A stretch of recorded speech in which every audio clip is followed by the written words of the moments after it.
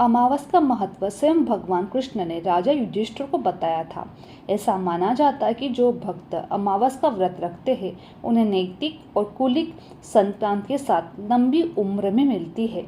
जो लोग इस दिन गंगा जैसी पवित्र नदी में डुबकी लगाते हैं वे अपने अतीत और वर्तमान के पापों से छुटकारा पा लेते हैं। साथ ही सभी बाधाओं को दूर हो जाती है।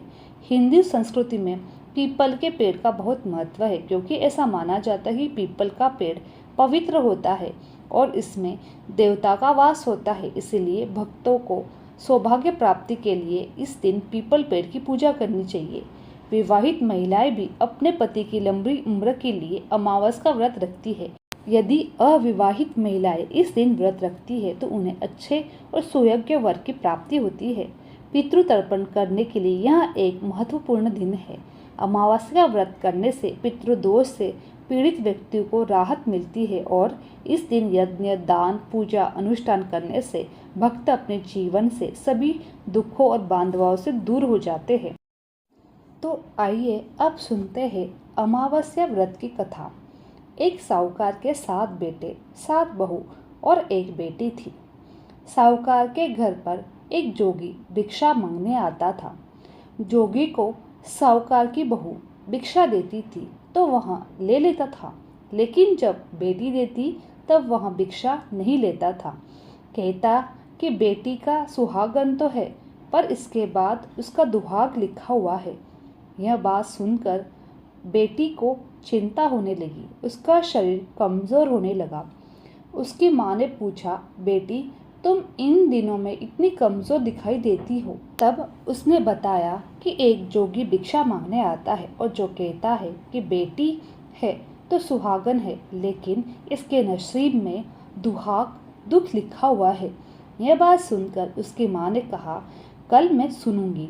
अगले दिन जब जोगी भिक्षा लेने आया तो उसकी माँ छुप कर बैठ गई।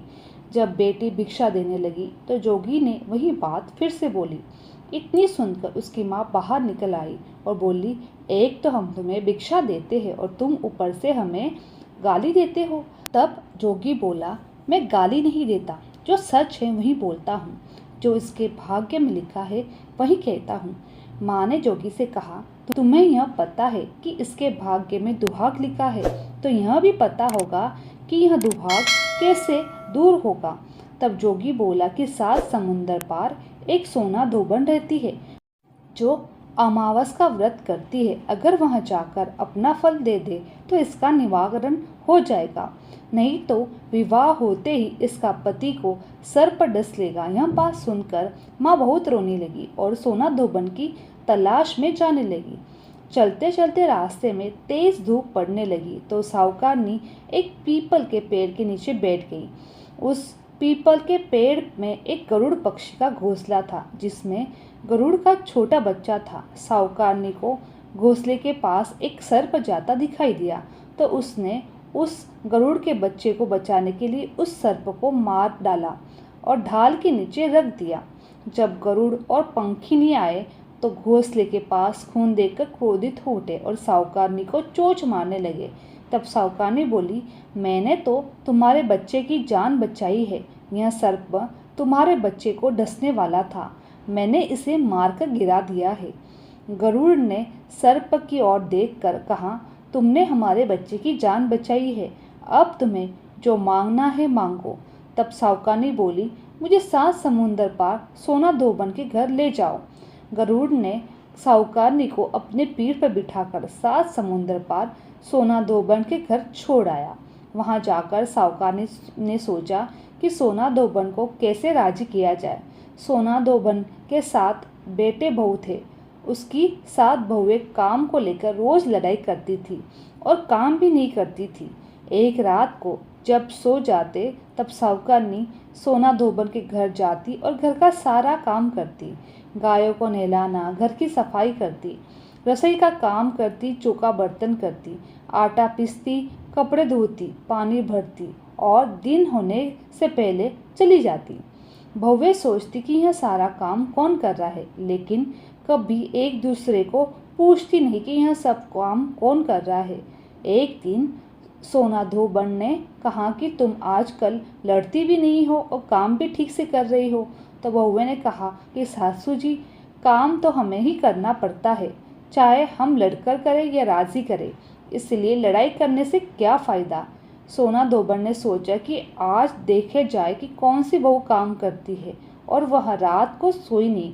उसने देखा कि रात को एक स्त्री आई और पूरा काम करके जाने लगी। तो सोना धोबन बोली कि तुम कौन हो और तुम्हें ऐसी क्या ज़रूरत है जो तुम इतना काम कर रही हो। साहूकारनी ने कहा कि ज़रूरत है तभी तो इतना काम कर रही हूँ। सोना धोबन ने पूछा कि तुम्हें क्या चाहिए। साहूकारनी बोली, पहले तुम वचन दो तब मैं बताऊंगी। सोना धोबन ने वचन देकर कहा कि अब बताओ। साहूकारनी बोली, मेरे बेटी के भाग्य में दुहाग लिखा हुआ है, इसलिए आप चलकर उसे सुहाग दे। सोना धोबन अपने बेटे बहू से बोली कि मैं तो साहूकारनी के साथ जा रही हूँ। यदि यदि पीछे से तुम्हारे पिताजी की तबीयत खराब हो जाए तो तेल घी के कूप में डालकर छोड़ देना। फिर दोनों जन साहूकारनी के घर चली जाती है। साहूकारनी की बेटी का ब्याह होने लगा। दूल्हा फेरों में बैठ गया। सोना धोबन ने दूल्हे के घुटने के पास कच्चा करवा रखा, उसमें दूध डाला और तात का तार लेकर बैठ गई। थोड़ी देर बाद सर्प दूल्हे को डसने के लिए आया। सोना धोबन ने करवा आगे रखा और तार से बांध लिया, लेकिन दूल्हा डर के मारे मर गया। तब सोना धोबन ने टिक्की में से रोड़ी निकाली, मांग में से सिंदूर निकाला, आँख में से काजल निकाला और मेहंदी निकालकर छोटी उंगली से छींटे मारे और बोली, आज दिन तक मैंने जितनी अमावस्या करी है उनका फल तो साहूकारनी की बेटी को लग जाए, और आगे जो अमावस्या करूं वह मेरे बेटे बहू को लगे। इतना कहते ही दूल्हा जीवित हो गया और सब अमावस्या माता की जय बोलने लगे।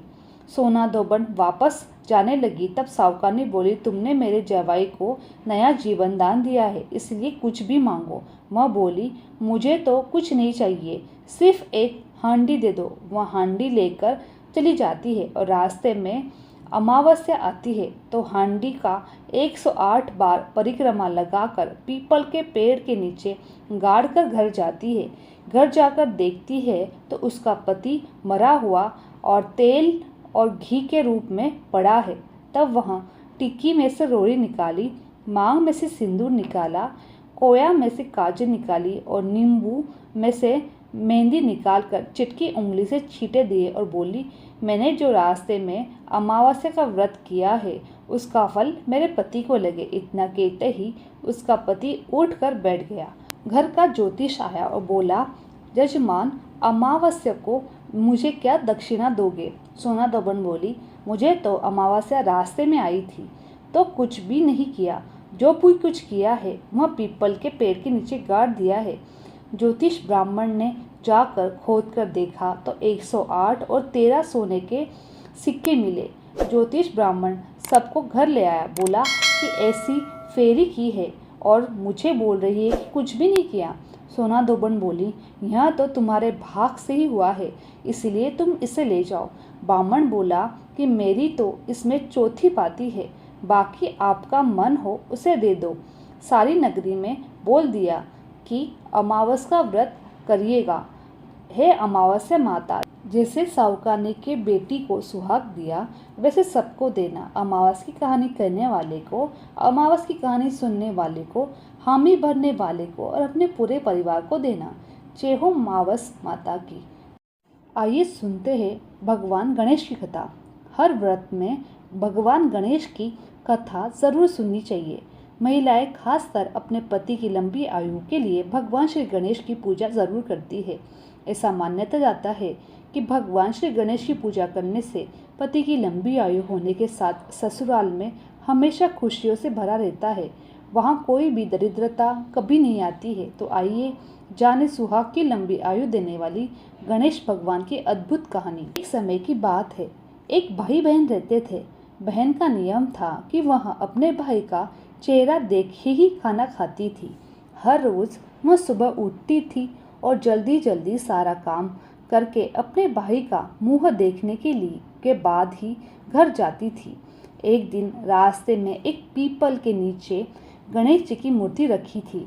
उसने भगवान के सामने हाथ जोड़कर कहा कि मेरे जैसा अमर सुहाग और मेरे जैसा अमर पीहर सबको दीजिए। यहाँ कहकर वह आगे बढ़ जाती थी। जंगल की झाड़ियों के कांटे उसके पैरों में चुभा करते और वह जाती। एक दिन भाई के घर पहुंची और भाई का मुंह देखकर बैठ गई तो भाभी ने पूछा, पैरों में क्या हो गया है? यह सुनकर उसके भाभी को जवाब दिया कि रास्ते में जंगल के झाड़ियों के गिरे हुए कांटे पाँव में चुभ गए हैं। जब वह वापस अपने घर जाए तब भाभी ने अपने पति से कहा कि रास्ते को साफ करवा दो, आपकी बहन के पाँव में बहुत सारे कांटे चुभ गए हैं। भाई ने तब कुल्हाड़ी लेकर सारी झाड़ियों को काट कर रास्ता साफ कर दिया, जिससे गणेश जी का स्थान भी वहां से हट गया। यह देखकर भगवान को गुस्सा आया और उसके भाई के प्राण भगवान ने हर लिए। लोग अंतिम संस्कार के लिए आए। जब भाई को ले जा रहे थे तब उसकी भाभी रोते हुए लोगों से कही कि थोड़ी देर रुक जाओ, उसकी बहन आने वाली है। वह अपने भाई का मुंह देखे बिना नहीं रहती है, उसका यह नियम है। तब लोगों ने कहा, आज तो देख लेगी, कल कैसे देखेगी? रोज दिन की तरह बहन अपने भाई का मुंह देखने के लिए जंगल में से निकली। तब जंगल में उसने देखा कि रास्ता साफ किया हुआ है। जब वह आगे बढ़ी तो उसने देखा सिद्धि विनायक को भी वहां से हटा दिया गया है। तब उसने जाने से पहले गणेश जी को एक अच्छे स्थान पर रखकर उन्हें स्नान करवाया और हाथ जोड़कर बोली, भगवान मेरा जैसा अमर सुहाग और मेरा जैसा अमर पीहर सबको देना। और फिर बोलकर आगे निकल गई। भगवान तब सोचने लगे कि अगर इसकी नहीं सुनी तो हमें कौन मानेगा, हमें कौन पूजेगा। तब सिद्धि विनायक ने उसे आवाज़ दी, बेटी इस खेचड़ी की 7 पत्तियां लेकर जा और उसे कच्चे दूध में घोलकर भाई के ऊपर छींटे मार देना, वह उठकर बैठ जाएगा। यह सुनकर जब बहन पीछे मुड़ी तो वहाँ कोई नहीं था। फिर वह सोचने लगी कि ठीक है, जैसा सुना है वैसा कर लेती हूँ। फिर वह 7 खेचड़ी की पत्तियां लेकर अपने भाई के घर पहुंची। उसने देखा वहाँ कई लोग बैठे हुए हैं, भाभी बैठी रो रही है, भाई की लाश रखी हुई है। तब उसने उस पत्तियों को बताए हुए नियम की तरह भाई के ऊपर इस्तेमाल किया। तब भाई उठकर बैठ गया।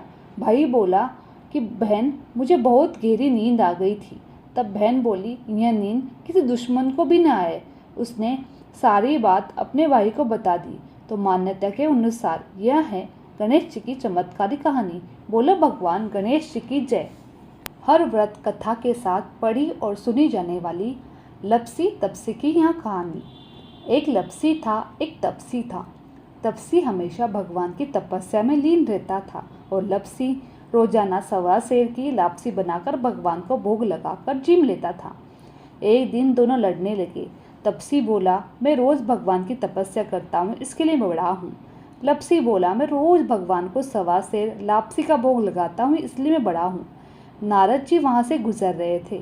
दोनों को लड़ता देखकर उनसे पूछा कि तुम क्यों लड़ रहे हो?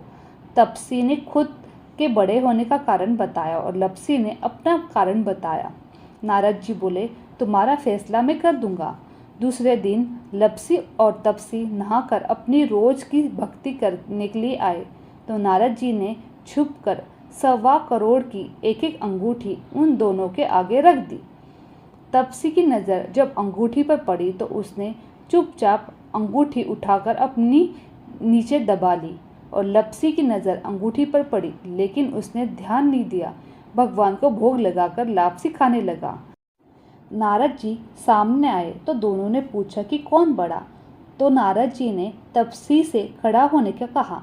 वह खड़ा हुआ तो उसके नीचे दबी हुई अंगूठी दिखाई पड़ी। नारद जी ने तपसी से कहा, तपस्या करने के बाद भी तुम्हारी चोरी करने वाली आदत नहीं गई, इसीलिए लपसी बड़ा है और तुम्हें तुम्हारी तपस्या का कोई भी फल नहीं मिलेगा। तपसी शर्मिंदा होकर माफ़ी मांगने लगा। उसने नारद जी से पूछा कि मेरी तपस्या का फल कैसे मिलेगा।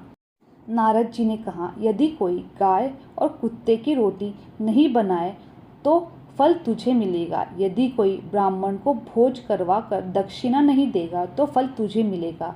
यदि कोई साड़ी के साथ ब्लाउज नहीं देगा तो फल तुझे मिलेगा। यदि कोई दिए से दिया जलाएगा तो फल तुझे मिलेगा। यदि कोई सारी कहानी सुनने लेकिन तुम्हारी कहानी नहीं सुने तो फल तुझे मिलेगा। उसी दिन से हर व्रत कथा कहानी के साथ लपसी तपसी कहानी भी सुनी और कही जाती है। मेरी ये वीडियो आप लोगों को अच्छी लगी तो मेरे चैनल को लाइक, शेयर और सब्सक्राइब करना ना भूलें। आप सभी का धन्यवाद।